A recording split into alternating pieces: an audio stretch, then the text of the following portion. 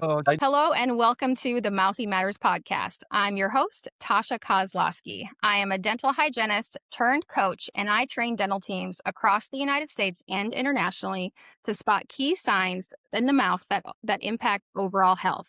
I'm here today with Dr. Kami Haas. He's an orthodontist, best-selling author, and co-founder of one of California's largest dental group practices. After seeing how confusing the oral care market had become with conflicting claims and one-size-fits-all solutions, he created Supermouth.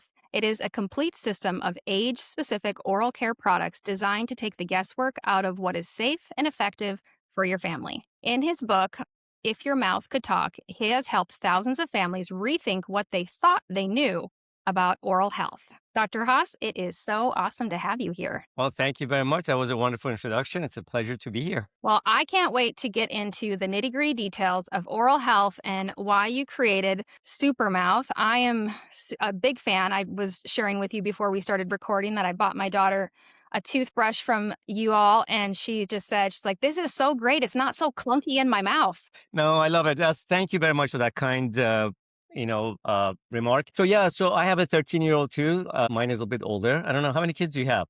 Just the one. Just the one. Me too. And so I'll tell you a quick story about maybe some of your listeners may think, what is an orthodontist doing about oral care products? How did that happen? So what happened was, I'm an orthodontist. My wife is a pediatric dentist, actually. And we have a fairly large group practice with multiple doctors, like maybe 2 dozen pediatric dentists, orthodontists, general dentists, hygienists in our group practice. And so for the first 10, 15 years of my practice, I thought I knew everything about dentistry. And I was like really one of those guys that studied every book and looked at every article and every research. And then when my son was born, before he was born, when patients would say, Dr. House, what toothpaste do you recommend? I would say, anything with fluoride, whatever the brand is, doesn't matter. Because I don't know if I know you know, but I don't know if your listeners know. People get shocked when I tell them in dental school and in hygiene school, we get no classes on oral care products. It's absolutely madness. But it's already crazy that dental schools are separate than medical school. That to begin with, it's a terrible model. And then on top of it, we get no education about oral care products other than make sure everybody has fluoride. I mean, and if, by the way, I'm not pro-fluoride and I'm not anti-fluoride. I'm pro-patient.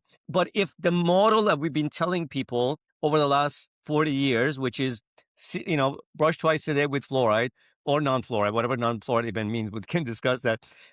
Floss once a day, see your dentist and avoid sugar. You know what the number one disease on the planet is? It's not cancer or heart disease. It's actually dental disease, cavities and gum disease. So whatever we're doing is not working. Anyway, so when my son was born, I went to my wife and I said, when his first tooth started coming in, because before that I was answering as a dentist. Now I'm answering as a father, and good enough is not good enough when it's your kid. So I went to my wife and like, what toothpaste should we use for our son? And she said, I don't know. Remember this, I'm an orthodontist, she's a pediatric dentist of 20 years, one of the largest group practices in the United States. And we still have no idea what toothpaste to give to our own kid. So I thought this was ridiculous and crazy, and I was embarrassed that I really didn't know what to do with my own family. So I started reading every book I could and every research article. I ended up reading 600 books and articles on various things about oral systemic health, how the mouth works, the saliva, the oral care products, not just fluoride, but everything beyond fluoride and hydroxyapatite and prebiotics and acidity and pH and saliva and the oral microbiome and all that stuff. And so I ended up writing a book, as you mentioned, If Your Mouth Could Talk, became a #1 national bestseller. So I ended up doing a lot of interviews across the country with the media, with professionals. And of course, the #1 question once they would read the book, it was like, what toothpaste do you recommend? Because obviously I didn't get into brands, because that's what everybody wants to know. There are 1,500 brands of oral care products now on the market, 1,500. And yet the #1 disease on the planet is cavities and gum disease, and they're all fighting over fluoride. And maybe now recently hydroxyapatite, these two ingredients, single ingredient mentality versus the mouth's complex biology. Love all of that. So with thousands and thousands of products on the market, from floss to toothpaste to mouthwash to this and that gadget, there's clearly not a lack of products out there. So what do you think the disconnect is between the #1, issue that people are having is this untreated dental decay across the world and permanent teeth? And as a segue to that, when should we be worried about our kids getting cavities? Because I mean, as a hygienist, I would hear from so many parents that would say, well, they're just baby teeth. And I was like, oh gosh, they're not just baby We teeth. don't want to ever hear that. So, by the way, these are excellent questions, really amazing questions. I hope everybody listens to these questions and to the responses, because if we can fix the #1 disease on the planet, we can have a generation that can prevent disease, that can protect their future health, that can build a foundation for success and longevity and health. So let me kind of go back to you and tell you why we're failing with over 1,500 choices of toothpaste and mouthwash and floss. And there are many reasons, but I'll give you three of them, three main ones, three assumptions that we've never questioned, basically. So one is the mouth is separate than the body. Just like the dental schools and medical schools have been separated, which is already terrible and bad enough because your mouth is not only connected to your body, it's literally the gateway and the opening to it. Whatever happens in your mouth impacts the body. Your mouth has billions of microbes, billions. And so there's always inflammatory cells just lurking around. And so when your gums bleed, these cells, their toxins, the bacteria, their toxins, the inflammatory signals, they get into the bloodstream and they travel everywhere in the body, right? Because that's where the blood goes. It goes to your heart, it can travel to your brain, any organ. And of course, then it's always amazing. If you had chronic bleeding anywhere else in the body or inflammation in your knees or your joints, you wouldn't ignore it. You wouldn't call it routine. But in the mouth, we've normalized this, which is absolutely terrible. So that's the first reason. We need to understand the mouth. It's much, much more complex and it's part of the body. It's not a separate entity. We just zap it with something. Second problem is our obsession with killing all the microbes. If you go to a grocery store, the joke is the longest aisle in a grocery store is the toothpaste and the mouthwash aisle. Just to make this point that it's not the fact that we don't have enough oral care products. We have the wrong types. If they were working, if these either conventional brands on the one side and so-called natural brands on the other side, they were working, the number one disease on the planet wouldn't be dental disease. So basically wiping out the microbes. Let me kind of tell you something. 20 years ago, we used to think all gut microbes were bad. Now we know better, right? Now we take probiotics, which are actually live microbes because we've been decimating our microbes with antimicrobial agents, from our food to everything else that we consume, to our oral care products and self-care products. And so now we literally have to take back microbes because it's a disaster we created as a society. Like think of your mouth. We wouldn't sterilize your gut microbes, right? We wouldn't drink antiseptic alcoholic mouthwashes to resolve gut issues. We do the exact opposite. We used to take probiotics and prebiotics to keep a gut healthy. Why are we not connecting the same philosophy and strategy and science to the mouth? Your mouth, it just has its own microbial ecosystem. The gut has its own. We need to promote healthy microbes in your mouth so they outnumber the harmful ones. This is the only way we can save our oral health and systemic health. We can't wipe out the 99% of germs indiscriminately without asking which 99% we're killing, because yes, there are some harmful microbes, but mostly are protective. So that's the second problem. Our obsession with wiping out, killing all the microbes and treating the mouth as a dirty surface that needs to be disinfected versus treating it like a ecosystem that needs to be nurtured. The third problem is our obsession with single ingredients. When I was in dental school, I'm not going to age myself, I'll age myself, over 30 years ago, actually, this year, I graduated from my orthodontic residency. 30 years ago, the only debate I ever heard was fluoride versus non-fluoride, or natural versus conventional. And guess what? We're only hearing 30 years later, still the same argument. And the number one disease on the planet hasn't budged. Your mouth is not just enamel that can be zapped with fluoride or something non-fluoride. And by the way, what is even non-fluoride? If you go to a restaurant and order non-chicken with a side of non-broccoli and a glass of non-water, of course, the server thinks you've gone mad. But we use this term non-fluoride with a straight face for like 30 years and we don't even question it. I've had dental professionals come to my booth at, Supermat booth when we're at dental conferences or when I speak. Almost majority of them, when they tell me, like, or I ask them, what do you give to your kid? They say, let's just say, non-fluoride. I'm like, well, what's in it? They're like, it's non-fluoride. I'm like, well, you're not telling me what's, it's like literally everything other than fluoride is non-fluoride. Like ice cream is non-fluoride, my dog is non-fluoride, my shirt is non-fluoride. That's not something you give to your kid or your own mouth. We need to define what we're doing it instead of it. And this whole crazy thing with natural, and everybody's joking around, cocaine is natural. That doesn't mean everything natural is safe, or like, poison ivy and arsenic and tobacco and even sugar that we want to avoid for cavities is natural. Natural, yes, we want to avoid unnecessary artificial ingredients, but not every. This whole market has become marketing gimmicks. And by the way, now more recently, this fluoride has a new obsession replacement. It's called hydroxyapatite.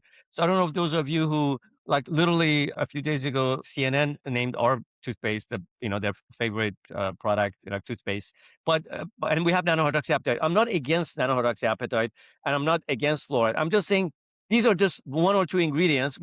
the mouth's biology. Just like we can't be only worried about broccoli in medicine, or broccoli or asparagus to cure and prevent cancer and heart disease and diabetes and Alzheimer's. There's a whole very complex biology in our mouths and in our bodies that we need to learn, and we need to expand our reach of just single ingredient obsession. So these are the three reasons why I think everything we're doing is failing. And this is why we launched Supermouth, to fix this once and for all, because nobody else did it. So I thought, one day I sat down with my wife. I'm like, hey, honey, this is going to take us years to do, because we're going against billions of dollars of marketing and tens of Yeah. years of marketing. It's going to require a lot of our money, almost everything, but it's my legacy that I can live with for our own son and for the society, to fix the number one disease on the planet.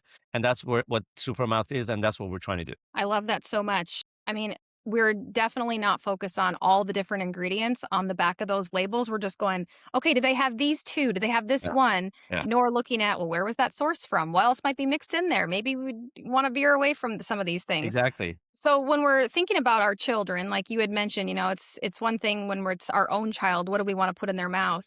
I remember when my daughter was an infant, I was all about, disrupting any bugs that might be in her mouth or all that kind of stuff. And so I started, I'd put her on my lap and lay her down and then brush her little teeth and, massage her gums and Yep.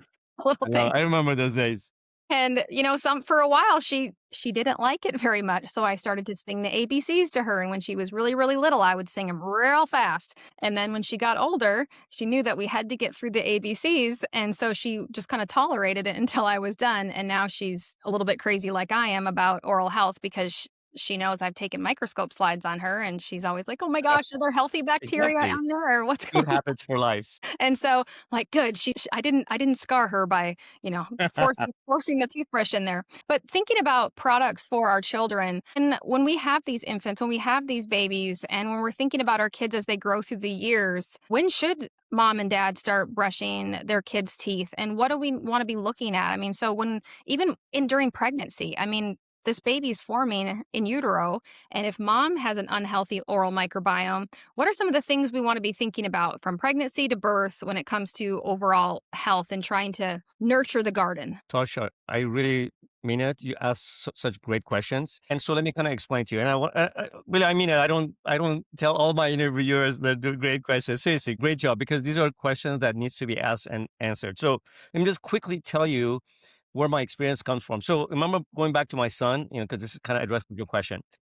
I'll be honest and tell you about my own mouth. So I grew up with cavities, lots of them. I've had braces several times. I've had permanent teeth pulled in my mouth, several of them, to make room for my small mouth. I followed everything I was told by my dentist, and I still ended up with a mouthful of problems. My son, on the other hand, who's now 13, he's never had a single cavity. His teeth are perfectly straight. His bite, his profile, his airway, his teeth, lips, chin, cheekbones, they're perfect. And I'm not just saying that because I'm his dad. I'm saying it as his dentist and orthodontist. So they're like truly perfect. And because everything I was learning from that research that I told you, the 600 books and articles that I was reading, we implemented from day one.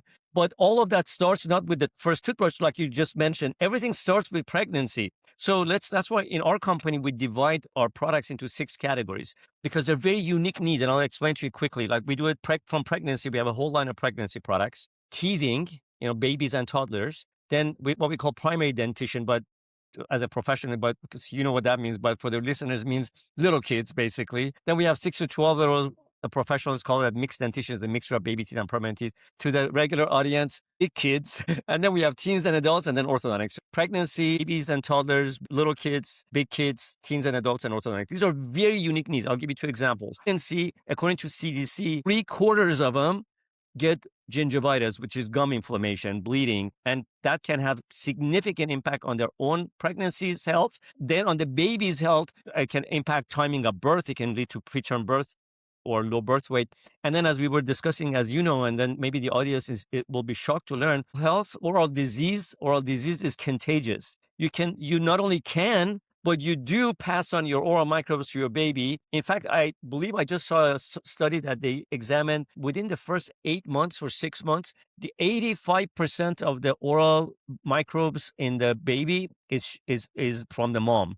I mean, obviously it's from the dad and for the other caregivers and the environment, but 85% from mom. So this is why you can't just have a put healthy mouth in silo. You can't just have one child perfect and then you have all these terrible oral health habits and oral diseases. So it starts from the beginnings. Before you get pregnant, or by the way, this is true for men too. It's not just for women, because it can affect poor oral health in men, can affect their sperm quality, motility, count. On women, it can actually cause infertility, which is not a wonder, because it probably wants to prevent pregnancy, because during pregnancy, gum disease is actually very dangerous for the mom and the baby. During pregnancy, as I said, it can cause all sorts of things like preeclampsia and gestational diabetes, timing of birth, all of these potential very dangerous things for the mother if you have poor oral health, and it's very common. But gingivitis during, which is gum disease, by the way, just like a simple way of saying it, gum disease, bleeding, let's just say bad breath, especially when the mouth is also acidic during the, when you have morning sickness and nausea and all of that.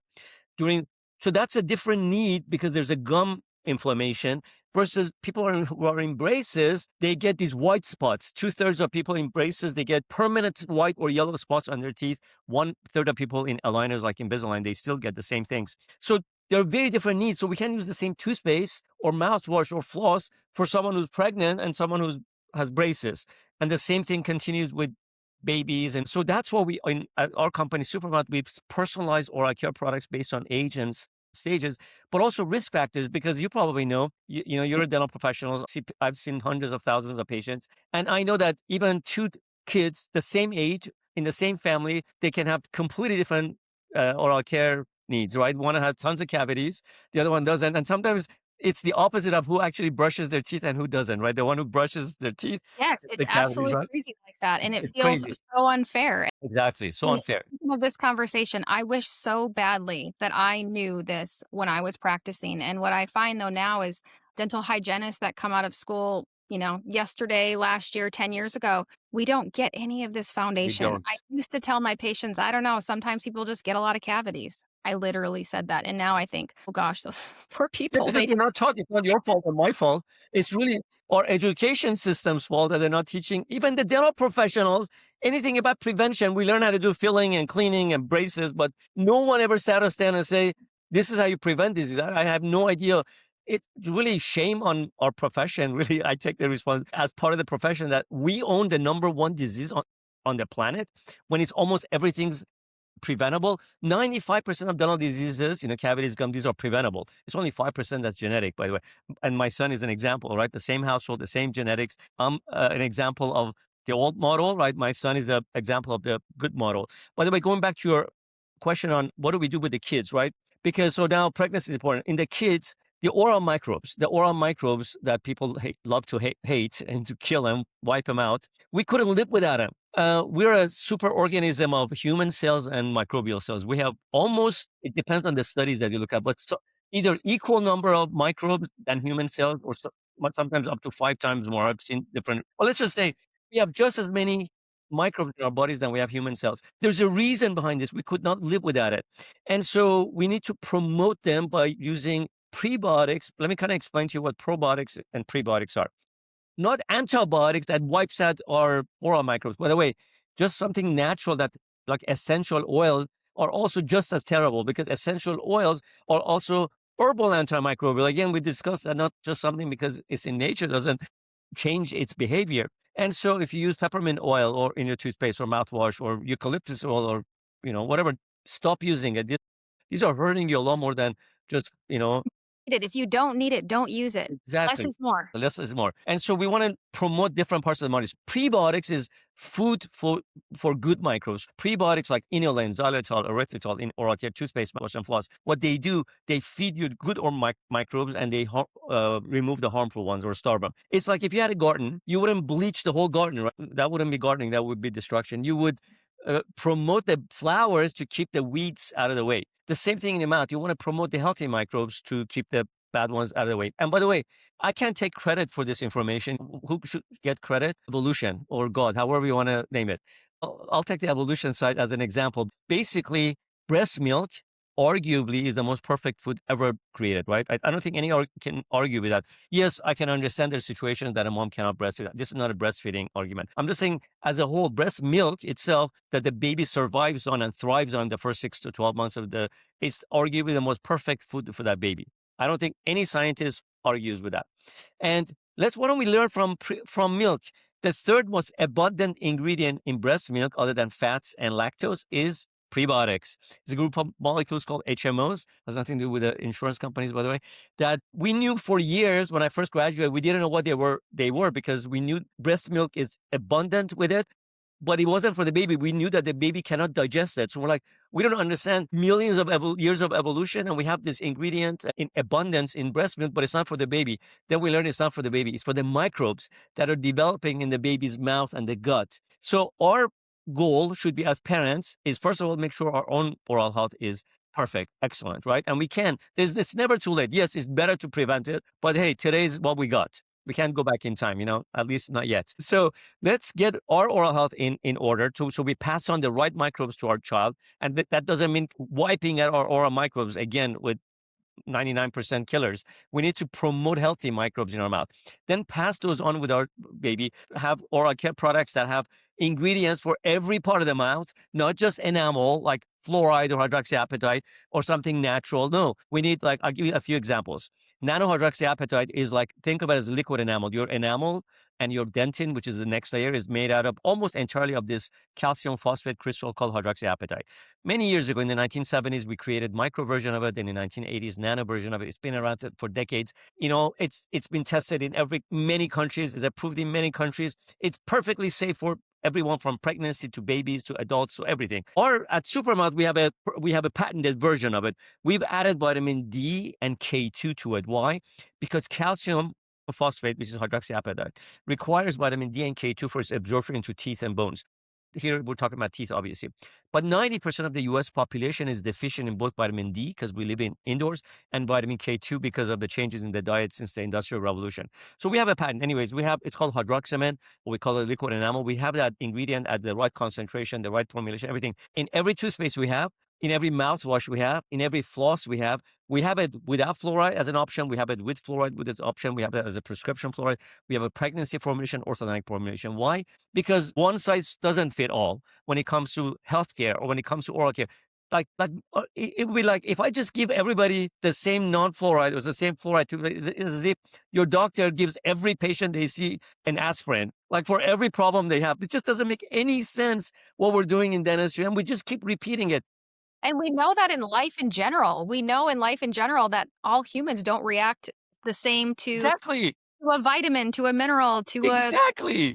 anything. But we assume in Nothing. industry, well, it's good enough for me. It's good enough for you. Exactly. I think it's just because our dental professionals have never been educated, we fall for the marketing gimmicks, right? Whoever can have a cuter ad or funner ad, or I don't know, it's louder or scares you more. This is too I think toxic. Supermouth wins the cuteness now. I mean, Oh, you're so sweet. my Thank gosh, you. I was just blown away at the dental conference of just the child line. I thought, oh my gosh, my daughter missed out because Well, she's you're very 9. sweet. Honestly, I was Tasha, like, anyone that ever in my life gets pregnant is getting you're a so whole sweet. pack because they're all so dang cute. Thank you. We really try. We think however we do one thing is how we do everything, right? So from design to packaging to taste, just like you said, for kids, we've created not only just the products, but we've created a whole world of superheroes and villains. They're called Supermat Squad. We make movies, augmented reality, comic books, music. Our movie won the best picture in a major film festival. You guys can check it out. It's called The Rise of Supermouth. So you go to theriseofsupermouth.com. You can watch it. Make sure you grab some popcorn, some floss, of course, and some tissue, because you're going to laugh and cry and floss before bedtime. That's our tagline. But yeah, I mean, we really, and even for adults, we try to design beautiful products with great technologies, because we want people love their oral care products so they actually use them, like you said, because if you love them, you look forward to it versus, oh, here we go. I have to brush tonight, right? I have to floss. Who's going to do that? No, nobody. Yep. Yep. Yep. Sorry, I didn't mean to cut you off about it. It's just with the products and the cuteness and the ads. No, And I mean, right always now cut you me go up when down. you want to talk good about our products. Please, I insist. I mean, right now I think most consumers. I mean, we go down the aisle of Walgreens, and all the products, they look a little bit different, but most of them, if you just flip over the box, they're really not much different. I mean, there might be a different marketing ad on them, but from the ingredient standpoint, it's not that much different. No, And a no. lot of patients that I used to have, they would have allergies to toothpaste and allergies to different products in there, and it was very difficult to know, what is this irritant? Is it something that you're eating? Is it something in some Exactly. of the products? And it can be very difficult because so many products just in general that we use on and in our bodies, have a lot of extra stuff That's right. that we don't really need. And it's just gets really confusing. It is. And I'm going to give your audience a tip because they may be listening like, well, how do I know this guy is right? I've heard this from like 1,500 different brands over the years. So let me give you a third party unbiased source that you can check your ingredients from everything from your shampoo to your toothpaste and see if they're truly safe, at least, or like the allergies that you talked about, or are they toxic? Are they going to lead to cancer potentially? Or so there's an organization called Environmental Working Group, or called EWG. This is the most respected, unbiased, professional organization in the world that tests different ingredients, and then based on research and articles like that, they write down a toxicity rating from 1 to 10. Okay, so like for example, fluoride is a 2, just so you want to know. Like so 1 being the safest, 10 being the most toxic. So fluoride is a 2. It's not 1, but it's not like 10. You know what is 10? Some of the most popular, I can't tell, I'm not going to name the brand on your podcast, but literally some of the most popular flosses on the market that you can easily glide between your teeth. They use a chemical called PTFE, which is a forever chemical. If you guys don't know what forever chemical is, please Google forever chemicals. The reason they're called forever chemicals, they stay in your body and in the environment forever. And they are very dangerous. It's a 10 out of 10. And it's on a floss that's like right now, some of the most popular flosses on the market. And guess what tissue in your mouth is the most permeable tissue that allows these ingredients to get in your body? The sulcus. Now, let me explain what the sulcus is. The sulcus is the part that you put the floss in between your teeth and your gums. That part of the gum that touches it is called the sulcus. It's the thinnest epithelial layer. I don't want to get into details. Just know that this is very permeable. So whatever you have on the floss with this toxic ingredient, according to the EWG, so much more. It's like literally the most toxic thing. This is what happens when you obsess over one ingredient like fluoride. We miss on things.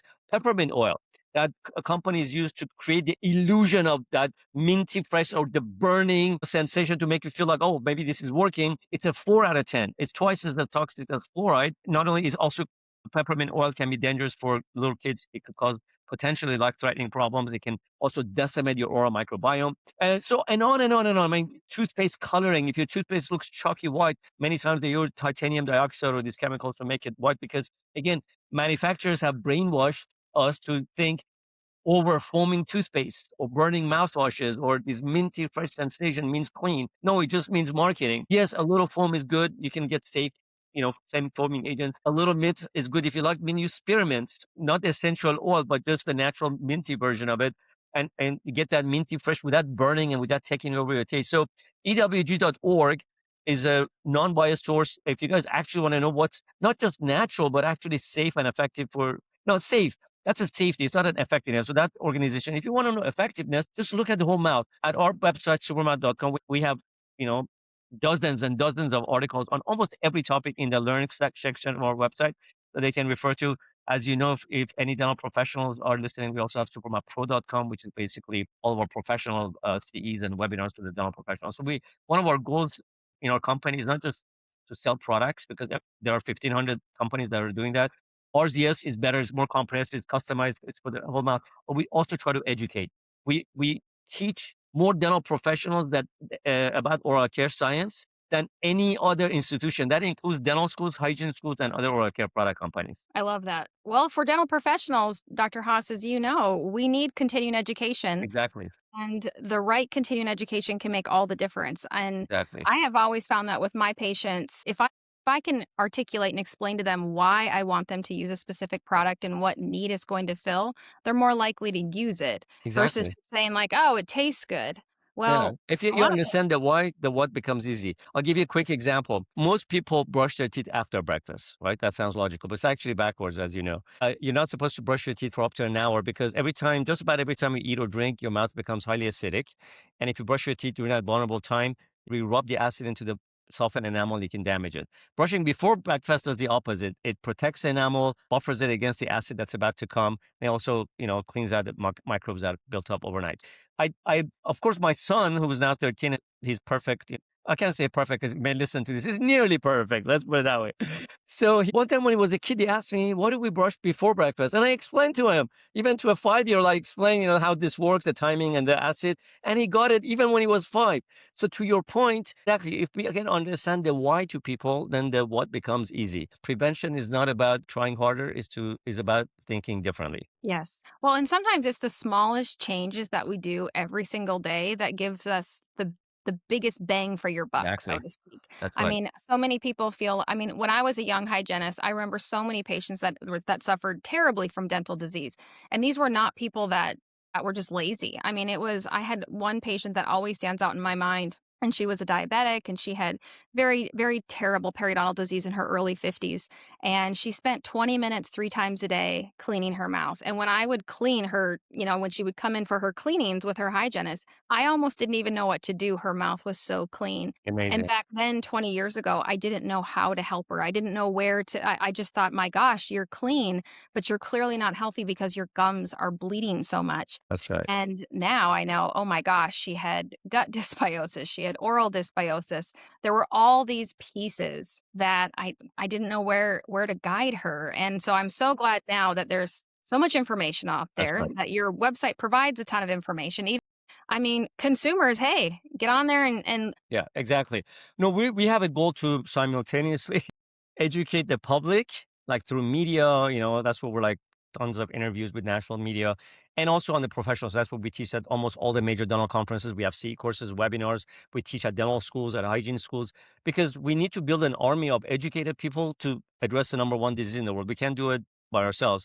And this is a big task. But when, I'll have one more thing to say, if you don't mind, to your, like, if they're dental professionals that are listening, because I think sometimes dental professionals, I mean, this is not really, of course, majority of them, but there's some people that may think in the back of their minds, like, why do we even want to prevent cavities? Isn't that like our business? It comes from it. So I want to kind of address that, maybe if you don't mind, because listen, patients are smart. Online. They're on AI platforms. They're asking the right question. They now know more about oral care products, many of them, than we do. So we can put our head in the sand or in the snow, wherever we live, and pretend that this is not happening. So why not go get ahead of it? We become educated. So we become a trusted source. So we recommend high quality oral care products to our patients. And then because when they see better outcomes, that builds the trust. And then that leads to better loyalty from our patients, more referrals, better acceptance of treatment, and ultimately the practice growth. So it's a win-win-win. Everybody is going to win if we improve oral health. According to CDC, this is how our country can win, by the way. According to CDC, nearly $1 trillion can be saved every year, nearly $1 trillion a year if we fix oral disease, because not only it does cost of oral diseases, loss of productivity and all these other diseases or conditions that are linked, that it's a risk factor, oral disease are a risk factor for them. That's a crazy amount. I mean, that's all of our taxes that we're paying, right? So we will save money. We will have healthier mouths. We will be more successful. Our kids will have more confidence. They'll date. They have a better dating life. Like, they'll make more money. By the way, all of these are scientifically proven to be linked to oral health. And so yes. let's give the next generation opportunity to do something that my generation and everything that came before me didn't have that opportunity. I love that so much. All right, I'm going to end with one question. Please. So if somebody's out there listening and they know that they have cavities or their gums are bleeding and they're thinking, I want to take control today, what would your top recommendation be? Okay, so first of all, you need to educate yourself. So I really encourage you. This is not a pitch for my company, but on supermat.com, we have like 60 different articles on everything you want to learn. And so you want to know why your teeth are sensitive, we discuss it. You want to know about fluoride, we go both sides of it. Because again, as I said, I'm not pro or anti any specific ingredients. I look at the advantages and disadvantages. When the advantages, the advantages are more than the disadvantage, then maybe you should use that ingredient. When it's not, then you shouldn't use it. So that's one way. You should educate yourself. Obviously, read books, articles. You can ask ChatGPT or like any of the AI platforms. Like when I'm in the car, I drive an hour. I have my new best friend. I'm literally, when my son are in the car, there's not a question that he asks me if I don't know it. I used to just kind of guess it, but now I'm like, well, let's find out. And then, so educate yourself because there's nothing else in the world that I don't, I mean, I you know I'm coming across bias because I'm a dentist, but literally I'm not aware of anything else that's this simple to fix and will give you so much in your life. It'll make you healthier, it'll make you happier, and make you more successful, it'll make you make more money, it'll make you reduce chronic diseases, reduce inflammation, hopefully live longer, have better relationship with your kids. It's a crazy thing when we have better oral health. It impacts every part of our life. And then as parents, we pass on those habits to our children and also those microbes to our children. So literally we can make sure that our next generation have a better life than we have. So I encourage it with education. And then of course, the oral care products, we really try not to be a marketing gimmicky company. We have over 200 products customized based on age. And I kind of mentioned to you, we have about 300 patents. The reason I share this with you is because our company is about research and development. We've spent years researching from formulations to products. I mean, 300 patents is a crazy number. Almost, I mean, 99% of companies don't have even one because they just repackage the same fluoride or the same hydroxyapatite toothpaste and then sell it under their brand. We're not about that. We don't want to be brand number 1501. We wanted to really revolutionize oral care by doing it right. And I hope that your listeners also find the same thing when they check us out. I love it. I love it. Dr. Haas, we have to do this again sometime because It'll be my pleasure. my head's exploding with all kinds of I more hope in a questions good I way. Yeah. want to ask and chat with you about. So thank you so much for your time, Thank you very much. and we'll see you guys next time. Thanks so much for having me.